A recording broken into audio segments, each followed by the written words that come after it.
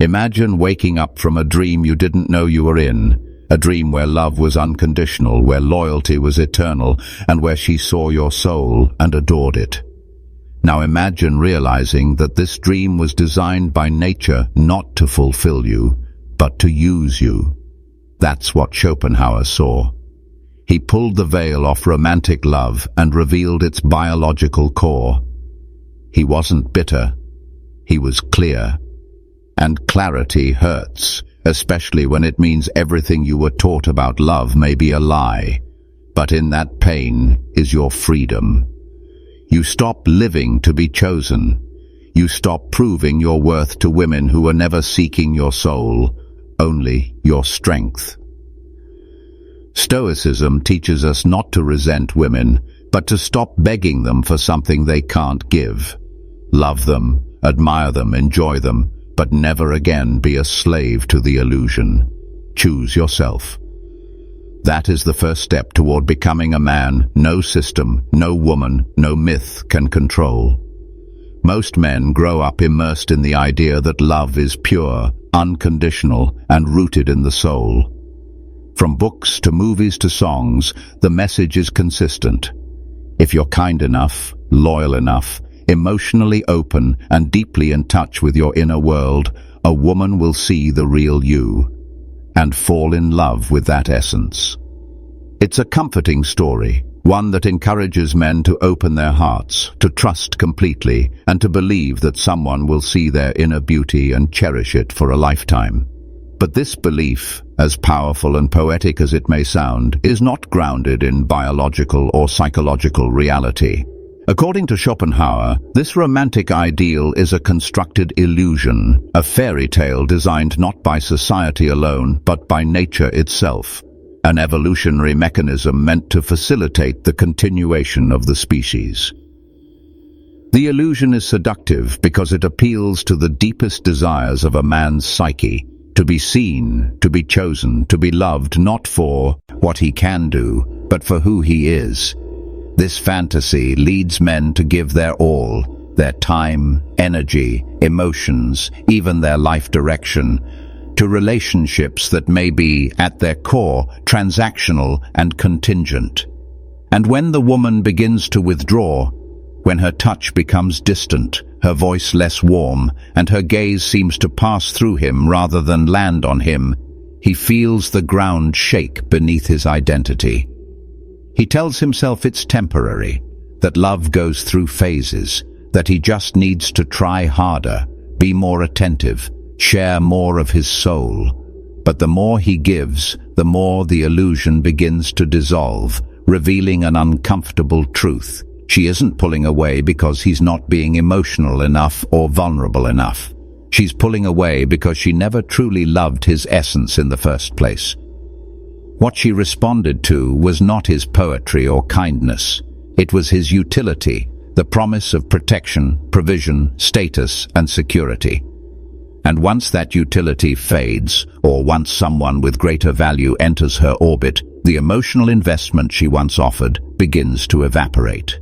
This revelation is devastating for a man who built his entire understanding of love on the belief that it was mutual, sacred, and soulful. He realizes that what he thought was intimacy may have simply been strategy, a temporary emotional exchange driven by survival, not devotion. This is why the illusion is so powerful and so dangerous, because it blinds a man to reality while slowly stripping him of his dignity.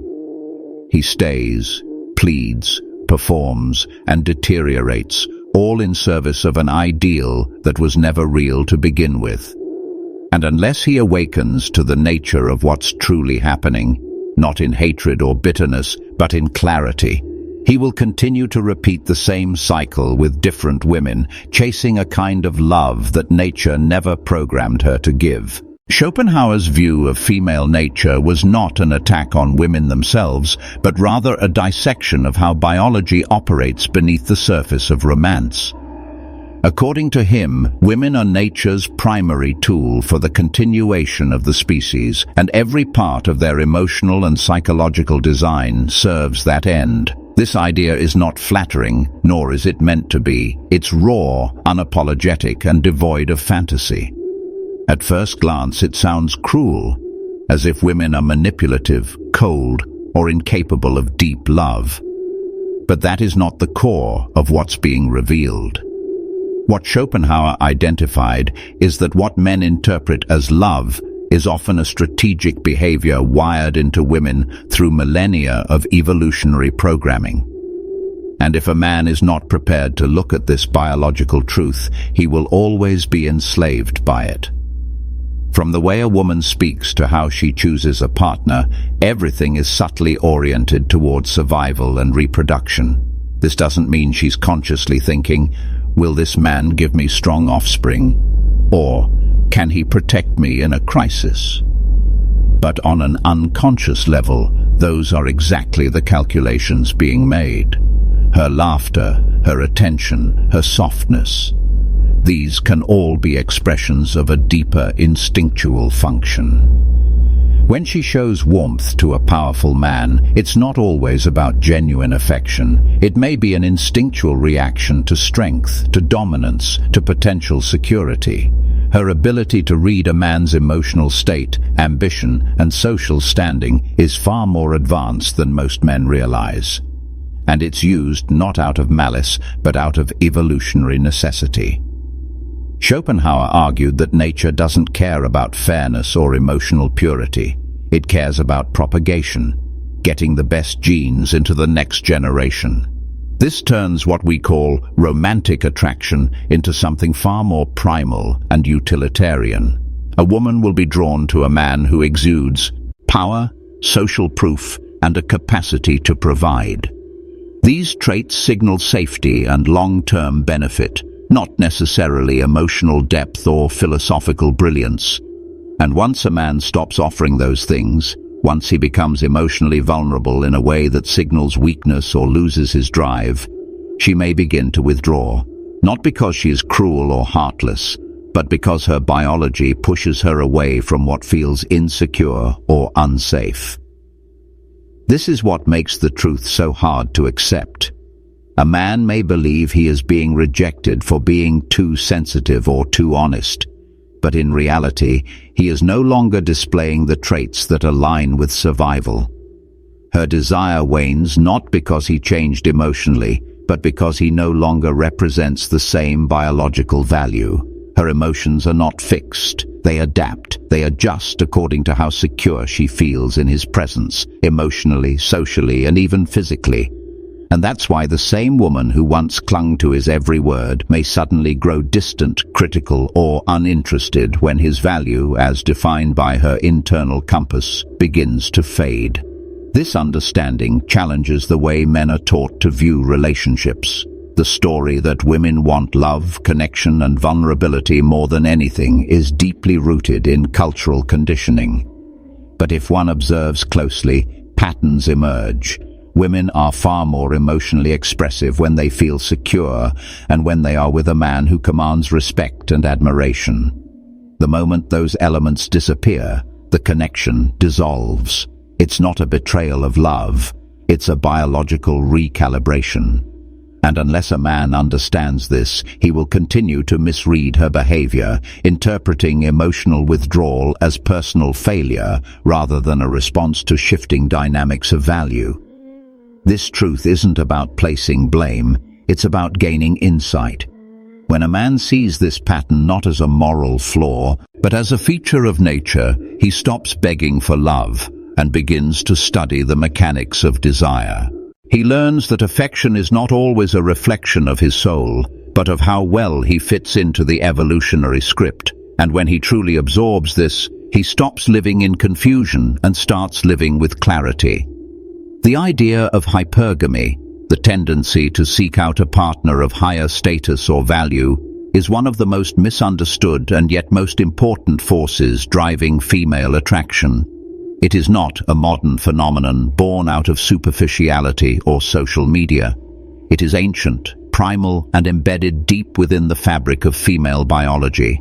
Evolution has shaped women to be highly selective in their mating strategy because, unlike men, their biological investment in reproduction is far more significant. From pregnancy to nurturing a child, a woman risks more physically, emotionally, and socially. As a result, she must be cautious, calculating, and strategic when choosing a partner. Her subconscious mind is constantly evaluating a man's potential to provide long-term security, safety, and superiority, not just emotional compatibility. This is why women are instinctively attracted to strength, dominance, and status. A man who displays these traits sends a powerful signal to her evolutionary brain. This man can protect me, provide for me, and give my offspring a higher chance of survival. It is not about shallowness, it is about survival. The way a man walks, the confidence in his tone, his ability to influence others, the respect he commands, all of these things serve as data points in her biological assessment.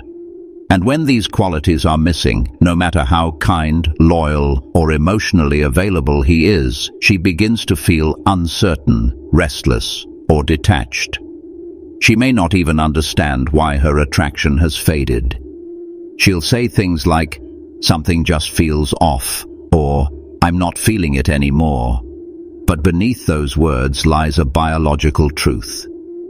He no longer offers the perceived value she needs to feel secure. This is why so many men feel blindsided when women leave them after they've become vulnerable or opened up emotionally. These men believe they're doing what they've been taught, being honest, available, and emotionally expressive. But from a hypergamous lens, this can often be interpreted not as a sign of emotional maturity, but as weakness, especially if it's not balanced with strength, direction, and self-assurance. A man who centers his identity around her, who loses himself in trying to please her, unknowingly lowers his value in her eyes. He becomes emotionally dependent, and dependence is the antithesis of what her instincts seek. Modern culture has tried to sanitize and suppress these truths under layers of feel-good psychology and gender-neutral ideologies, but biology remains undefeated. Even in today's world of financial independence and changing gender roles, the old instincts are still operating.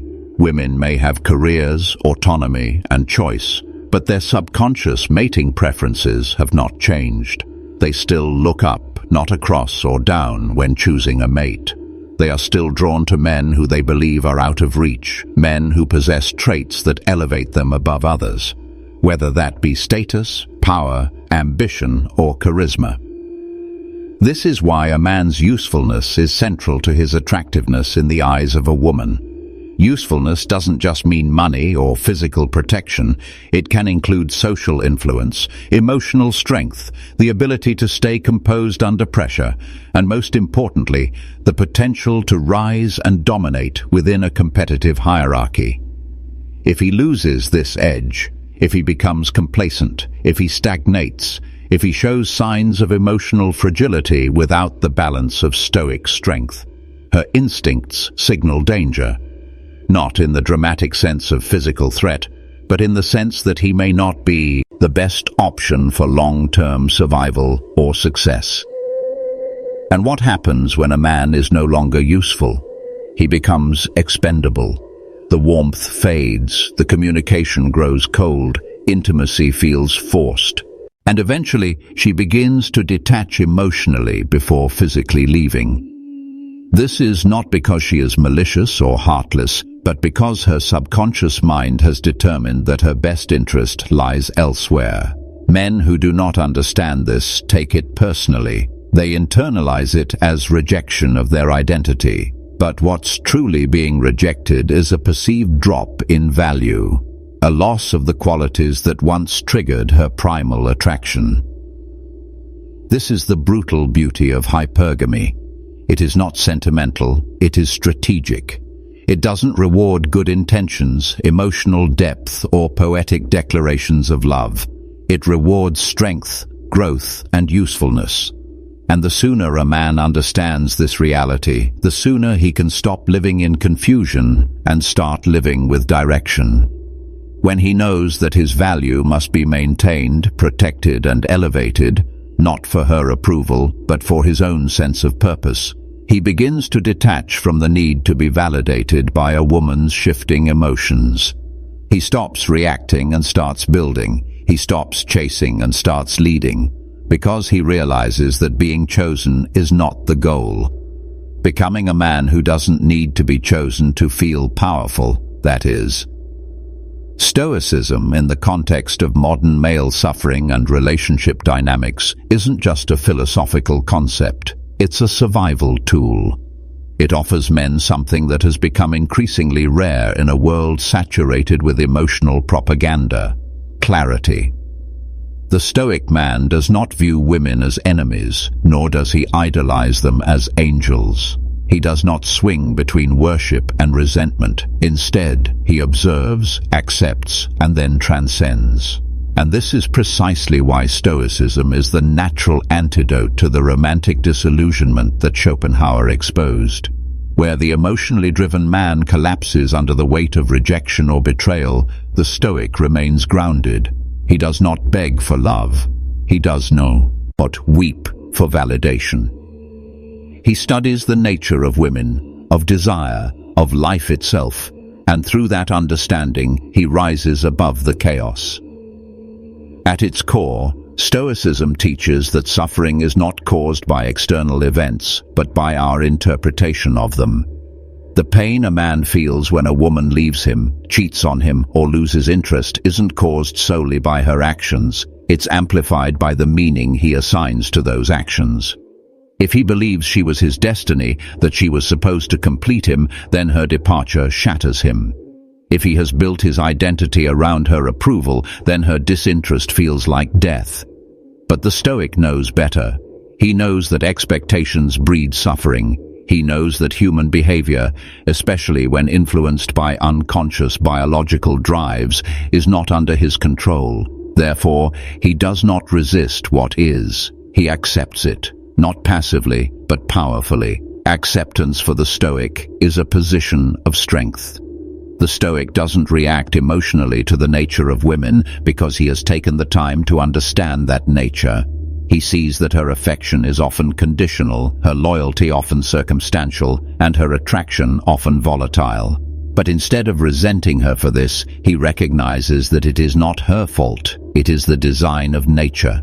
Nature did not program her to be constant. It programmed her to survive. And her ability to adapt, to shift emotionally based on a man's perceived value, is not a personal betrayal.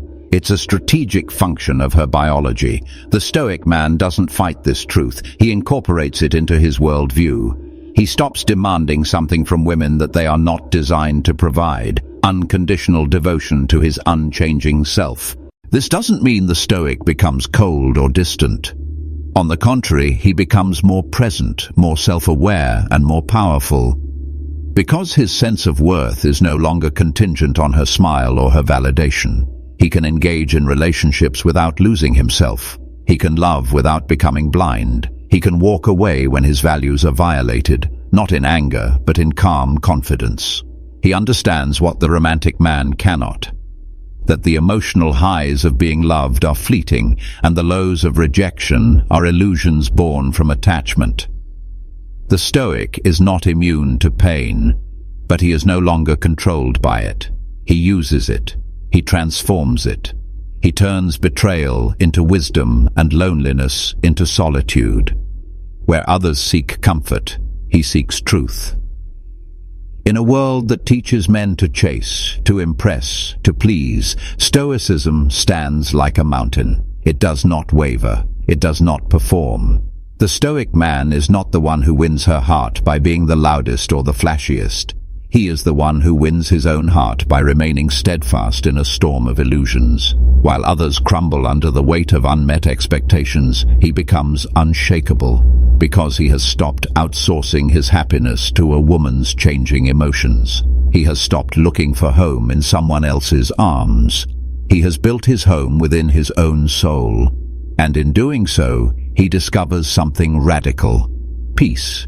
Not the fragile peace that depends on external circumstances, but the deep, immovable peace that comes from knowing who you are and no longer needing the world to approve of it. The Stoic man walks through life awake, not asleep. He does not flinch at the truth. He does not collapse under discomfort. He watches others scramble for love, for validation, for recognition, and he stands still.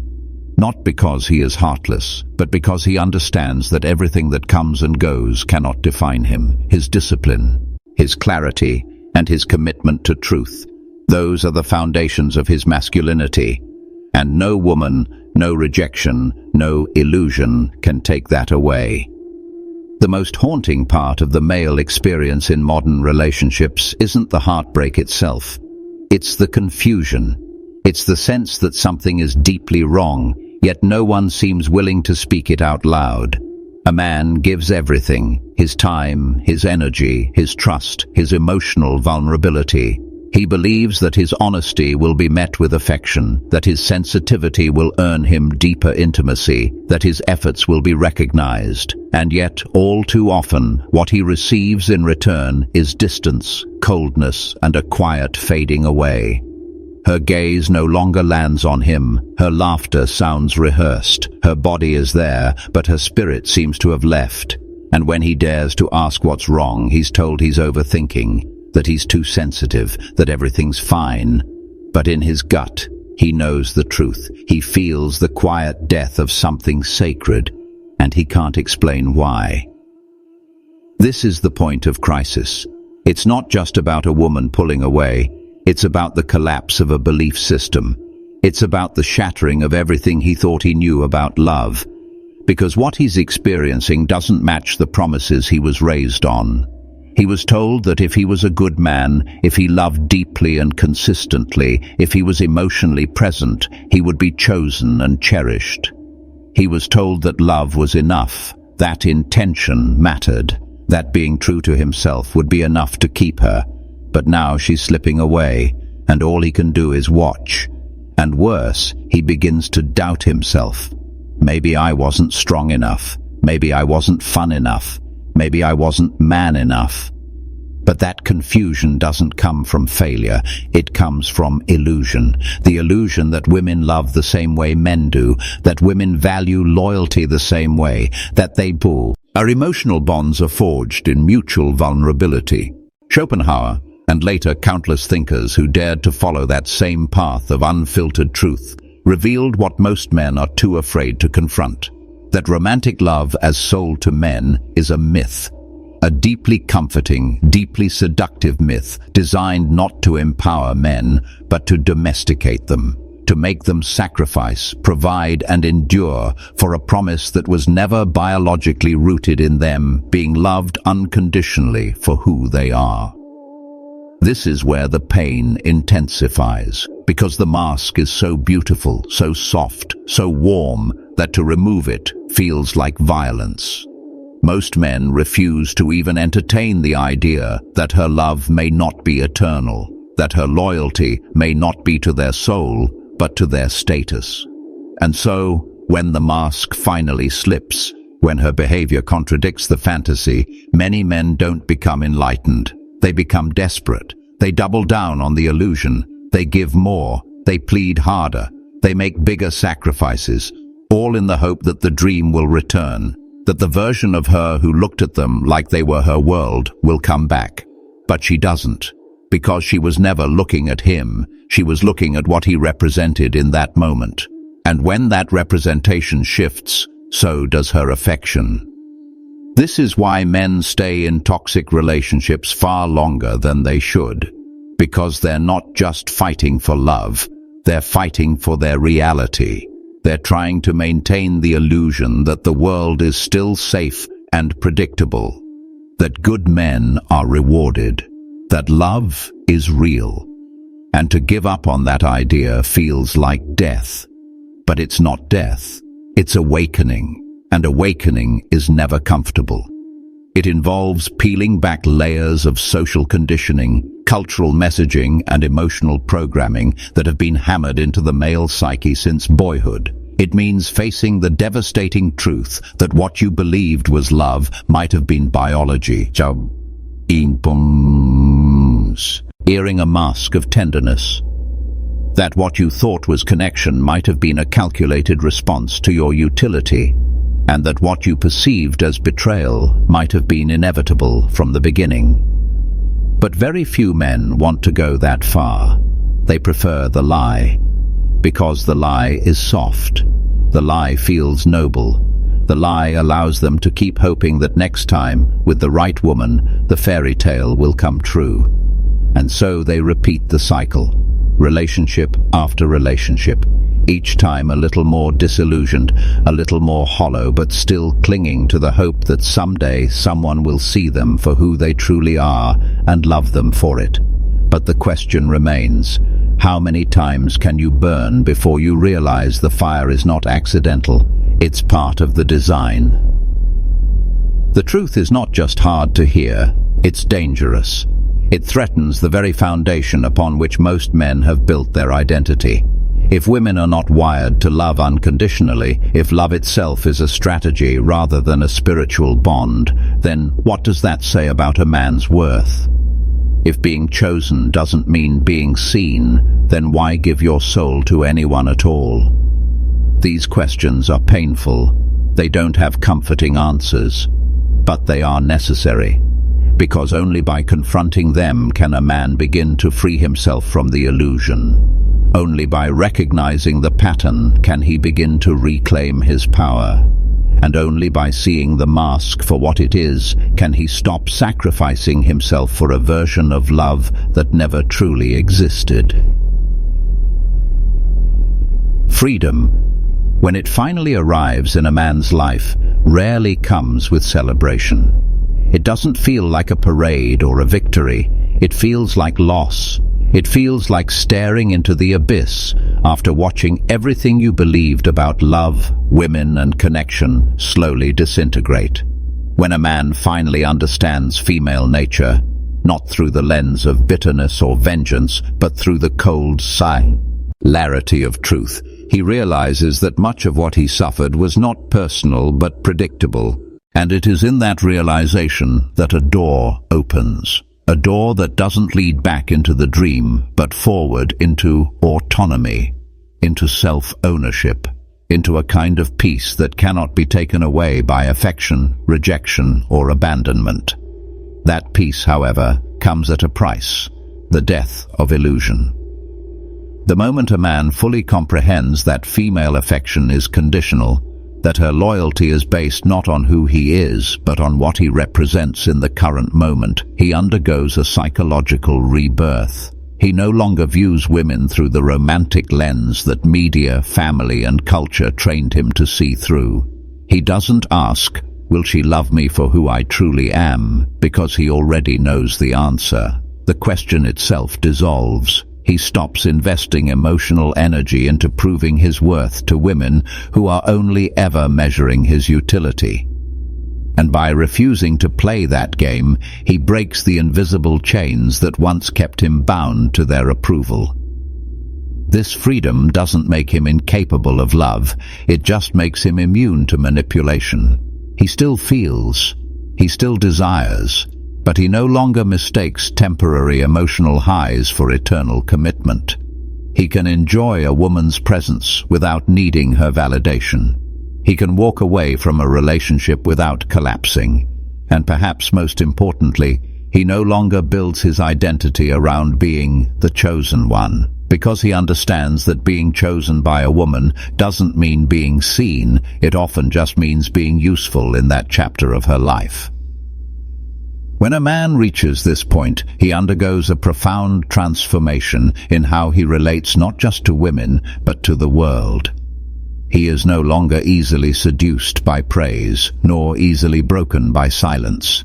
He sees the pattern, the biological algorithm, the social conditioning, and he detaches, not out of bitterness, but out of mastery. He no longer wastes years chasing emotionally inconsistent women, sacrificing his mission or reshaping himself in hopes of being accepted, that desperation dies, and in its place, something much more powerful is born: sovereignty, the ability to be self-sufficient, self-directed, and self-contained. He is no longer pulled by the tide of female approval because he has anchored himself in something deeper: his truth, his discipline, his purpose. This is not a path for the weak. It is not a philosophy for men who still crave fairy tales or need romantic validation to feel alive. It is for those who are willing to sit in the discomfort of truth, who are prepared to watch their illusions fall one by one, and who are strong enough to build a new identity on the ashes. An identity not shaped by how much love he receives from others, but by how deeply he commits to knowing himself. A man who no longer needs to be adored is a man no system, no woman, and no culture can easily control. He becomes unpredictable. He becomes unbreakable. Because his value is no longer something others get to decide. It's something he defines every day through his actions, his principles, and his unwavering commitment to reality. But this new freedom comes with a haunting side effect. Once a man sees clearly, he can never return to blindness. He can no longer pretend not to notice the subtle shifts in her behavior, the way admiration is tied to performance, the fragility of her loyalty when his power falters.